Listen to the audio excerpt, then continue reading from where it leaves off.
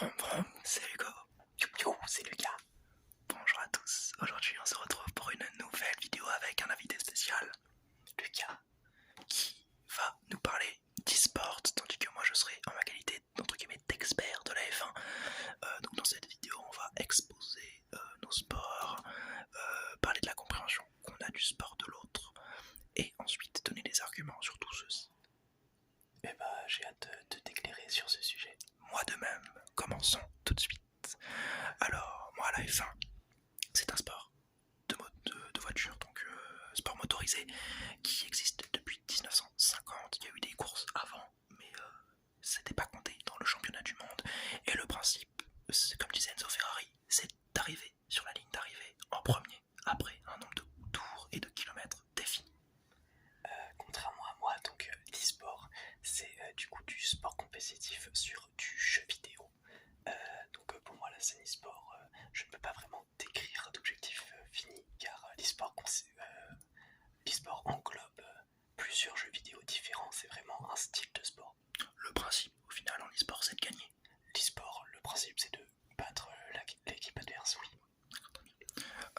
Maintenant, je vais faire ma compréhension de ton sport. Vas-y. Pour moi, l'e-sport, donc, c'est prendre des manettes, un clavier ou tout autre type d'équipement pour faire du jeu vidéo.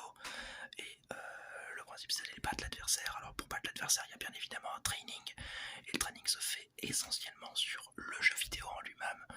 On va prendre un exemple très connu, League of Legends, auquel tu joues beaucoup. Oui. Voilà. Je pense que pour moi, le principe, c'est tu vas sur la faille, tu t'entraînes un maximum, tu connais tous les mouvements de ton perso, tous les petits trucs de ton perso. Et pareil, tu dois connaître tous les trucs de l'adversaire. Mais pour moi, ça s'arrête là. Il y a un teamplay à avoir avec tes camarades. Exactement. Il y a une connaissance parfaite de ton champion et de celui des autres, mais pas plus. Et toi, comment tu vois la F1? Donc pour moi, la F1, c'est vraiment purement un sport, de voiture. Tu rentres dans une voiture, t'as un terrain, tu roules, bref, tu fais en sorte de pas sortir de la course et tu doubles quand il faut doubler. Et c'est tout ce que j'ai envie de te dire. Tu fais des tours et ton objectif c'est d'arriver en premier ou de faire le meilleur temps, je crois. Ouais, c'est à peu près ça aussi.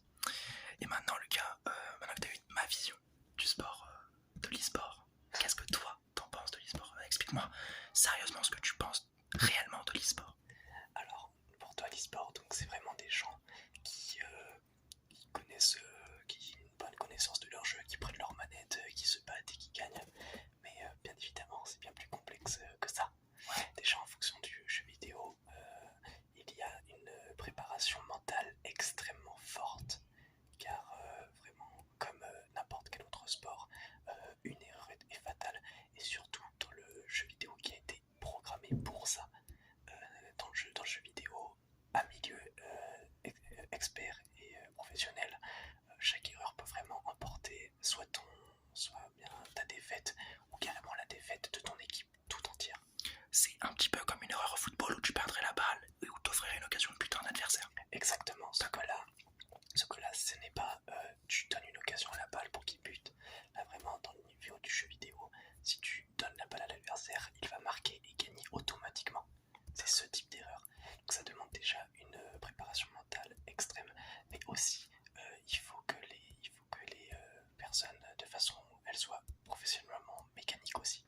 Il faut qu'il y ait une concentration totale sur le jeu. Ah mais là c'est pas total le mot, c'est Absolu. absolu. C'est aucune défiance n'est admise. Si tu te déconcentres une seule seconde, bien évidemment tu vas avoir du retard. Et c'est fatal. Pour toi, c'est pas que la connaissance du jeu qui prime, il y a un entraînement en amont. Il y a un entraînement en amont très important.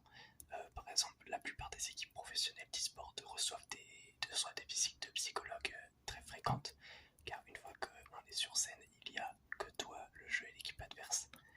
Bien que je suis d'accord que après, la difficulté avec le jeu vidéo, c'est que comparé aux autres sports physiques qui demandent un déplacement, qui activent du coup de la testostérone, et tu bouges, donc tu actives ton corps.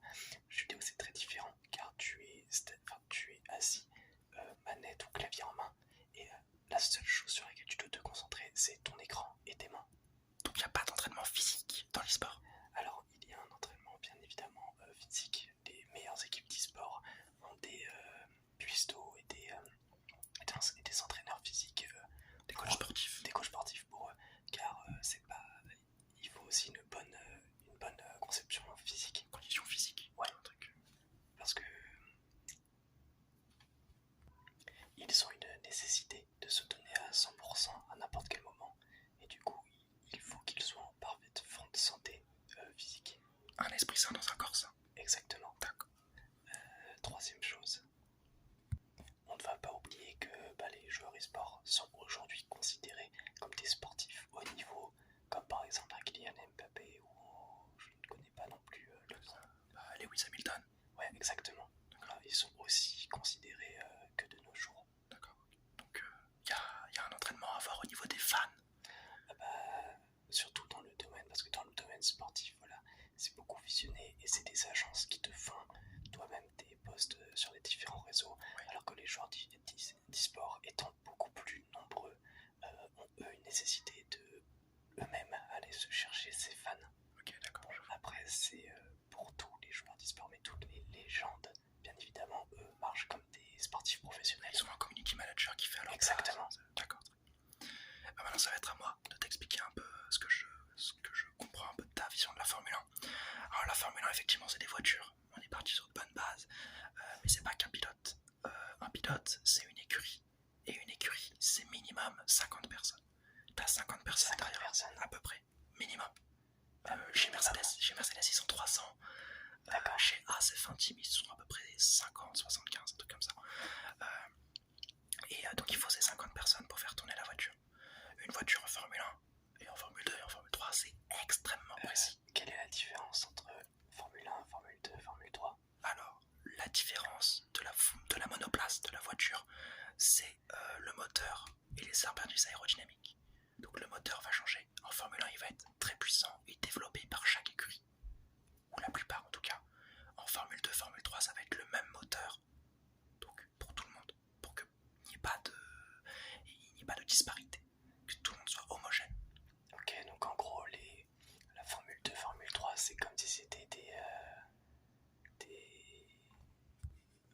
formules de promotion pour la Formule 1. C'est exactement ça. La Formule 2, Formule 3, tous les pilotes en Formule 1 actuellement, ils y sont passés pour se former à la Formule 1. Et la Formule 1, on commence à avoir des disparités entre les teams.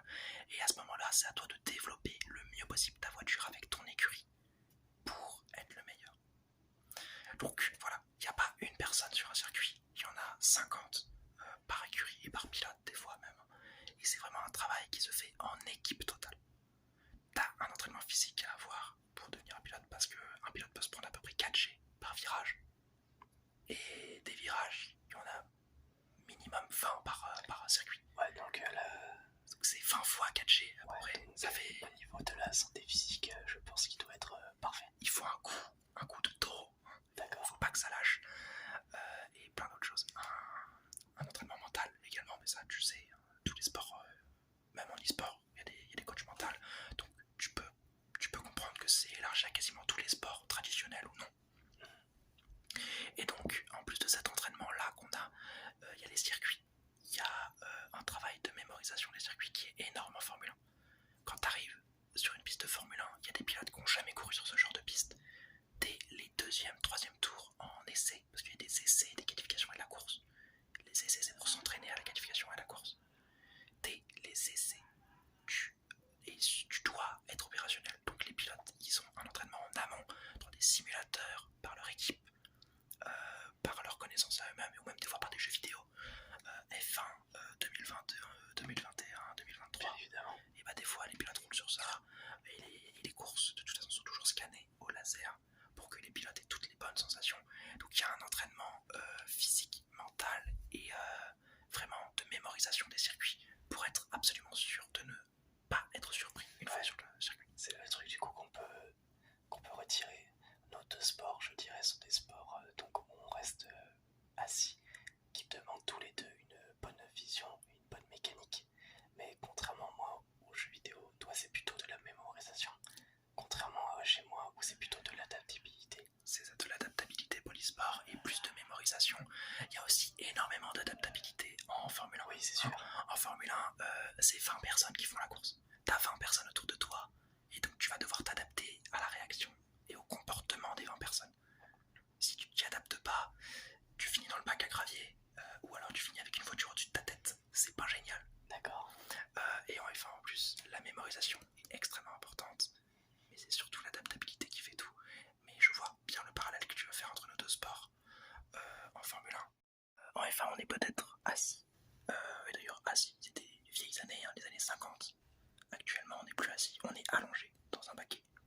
Complètement allongé dans la Complètement voiture. allongé, il y a juste le torse qui est un peu relevé pour voir la piste. Ouais, bien évidemment. Mais sinon on est allongé. Et vraiment, on est certes allongé, donc on a une position statique par rapport au référentiel de la voiture. Mais par rapport au référentiel de la piste, on se prend vraiment des 4G, 4G, 2G, 1G, 4G, 3G. C'est des charges physiques énormes qu'on doit se prendre.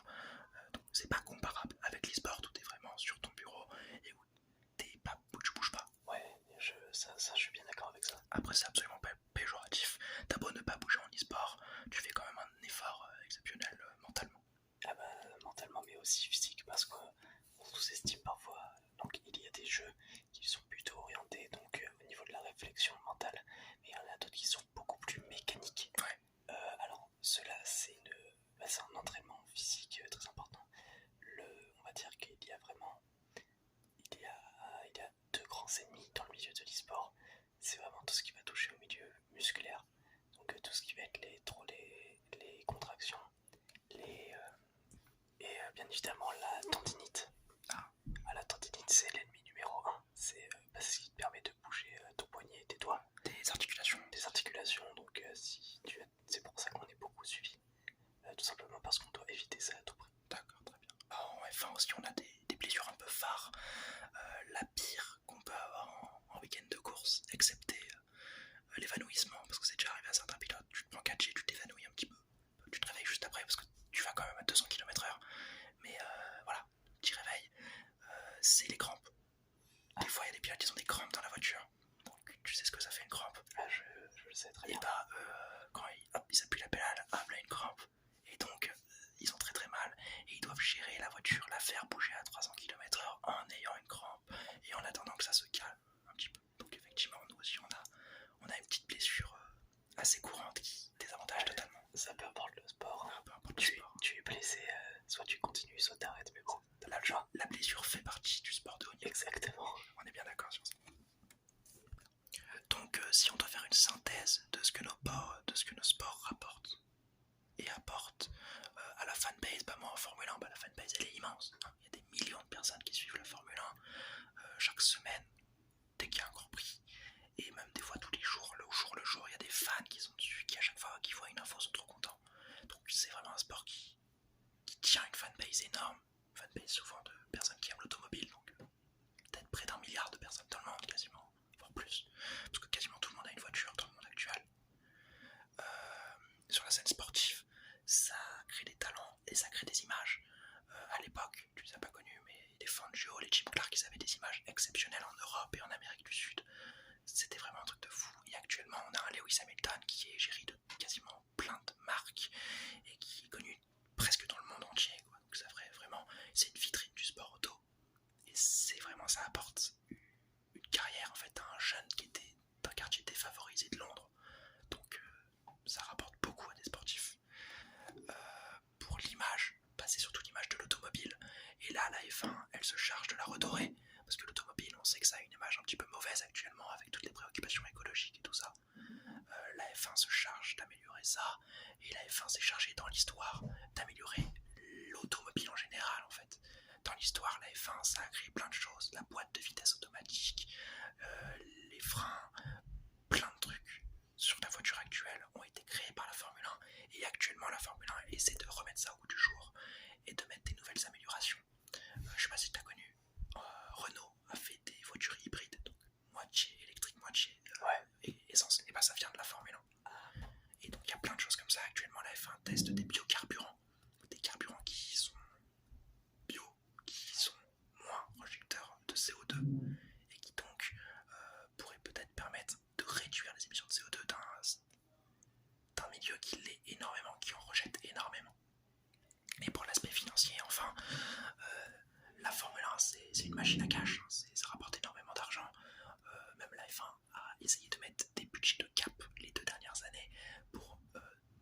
commencé à faire gagner de l'argent aux écuries qui participent au championnat du monde. Et il y avait un patron d'écurie qui s'appelle Cyril Abitboul, qui est l'ancien patron de Renault Formule 1, qui expliquait ça très bien lors du Grand Prix de Chine. Pour lui, en F1, si on fait courir des marques en F1, c'est pour que les fans qui voient la marque se disent s'il a gagné en F1, c'est qu'il produit des bonnes voitures, donc on va aller acheter ces voitures. La F1, c'est vraiment une vitrine des marques et de la technologie. Ok. Et toi, pour l'e-sport, qu'est-ce que ça apporte à peu près? Moi, tout d'abord, la fanbase du côté au niveau de l'e-sport, elle est extrêmement solidaire. Vraiment, si je devais comparer ça avec la Formule 1, la Formule 1 c'est vraiment des fans qui suivent des écuries et des athlètes. L'e-sport c'est un peu différent, car l'e-sport tu suis vraiment la personne mais de façon personnelle. D'accord. C'est vraiment, t'as un contact beaucoup plus proche avec le sportif. C'est vraiment quelque chose d'important et qui est très, qui est vraiment mis en avant dans la semaine sportive exactement. Niveau de bas du coup qu'est-ce que c'est emporte? Et ben l'e-sport c'est enfin une démocratisation du jeu vidéo dans la partie compétitive. Qui est un loisir, le jeu vidéo c'est un loisir extrêmement répandu de nos jours. C'est extrêmement répandu de nos jours le jeu vidéo et du coup c'est le gros avantage qu'il a. C'est que là l'e-sport démocratise encore plus le jeu vidéo. Tout le monde peut s'identifier à un sportif de l'e-sport en fait. Exactement, si tu as joué un minimum au jeu vidéo, tu pourras t'identifier complètement au joueur sportif et comprendre ce qu'il fait. Et surtout, contrairement je dirais à la F1 où on se rend pas compte de tout l'entraînement qu'il y a eu, le côté sportif, lui, a l'avantage qu'on a une petite idée de l'entraînement intensif qu'il a ressenti. L'image que ça renvoie est très importante, car pour l'instant, encore beaucoup de personnes considèrent ça comme un loisir, mais ils ne se rendent pas compte que, comme par exemple la Formule 1, enfin l'automobile, lui aussi est un loisir à la base, qui a été mis sous forme compétitive. Le jeu vidéo est exactement pareil, bien qu'un manque d'activité physique sur l'entièreté du corps, ça reste quand même une activité mentale et mécanique au niveau des articulations qui est très impressionnant sur la scène mondiale. Le côté financier du jeu vidéo, alors c'est encore un milieu en développement, ça c'est très important. Bien que actuellement il y a des championnats qui rapportent plusieurs millions, on n'est pas encore capable de toucher le milliard, même si l'industrie du jeu vidéo en soi lui rapporte des milliards. Vous n'êtes pas encore sur les cash prize qu'on peut avoir en Formule 1 où vraiment les pilotes se font des... Le maximum que l'on puisse faire c'est sur certains jeux et bon, les équipes, donc je tiens à rappeler que la plupart des sports compétitifs les plus suivis marchent en équipe, ont des cash prizes qui peuvent toucher le million en règle générale, et bien évidemment c'est divisé par le nombre de compétiteurs. De compétiteurs et de personnes dans l'équipe en fait. Exactement. Par contre, le revenu financier des joueurs est je pense similaire à la Formule 1, c'est beaucoup de sponsors. Ah tu penses? Ouais. Pour toi, un grand champion d'e-sport qui gagne combien? Un grand champion, genre vraiment quelqu'un qui est instauré dans la scène. Allez, on va dire quelqu'un qui est instauré dans la scène. Qui est instauré dans la scène peut quand même se faire un bon 40 000, 50 000 par mois. C'est vraiment 40 000, 50 000 par mois. C'est vraiment l'un des... Après, je ne parle pas non plus des légendes. Imagine, allez, prenons une légende de l'e-sport. Dis-moi combien il gagne à peu près. Ah, une légende de l'e-sport. Lui, ça peut toucher tout simplement 150 000 par mois. Par mois, ouais, largement. T'es très très loin des prix de la F1. Exact. Ah bon. Ah ouais, Lewis Hamilton, il touche à peu près 55 millions d'euros par an. D'accord, donc on n'est pas du tout sur... On n'est pas du tout sur les mêmes prix. Mais j'ai dit, c'est un marché en développement. C'est un marché complètement développant. Par exemple, si on prend du coup la Formule 1 qui existe depuis combien de temps, rappelle-moi? 1950, même avant, ça existait déjà. 1950, donc ouais, ça fait environ du coup 100 ans. Bientôt 100 ans. Ouais. Bientôt 100 ans. 100 ans du coup que c'est un développement. Ouais. La scène sportive est elle vraiment présente depuis 10 ans maintenant. Et, il y a même pas 5 ans, on avait des cash prizes, on va dire, qui touchent les 100 000 maximum. Aujourd'hui, on est au million en 10 ans. Donc, encore dans 10 ans, peut-être que ça va encore multiplier par 10 le prix. C'est encore en développement. Et ben voilà, c'est la fin de cette vidéo qui, j'espère, vous aura plu. Et moi aussi, c'était incroyable. C'était discuté là-dessus. C'était ta première vidéo ASMR. Exactement. T'as bien aimé? Ça allait. C'était cool. Moi j'ai bien aimé en tout cas.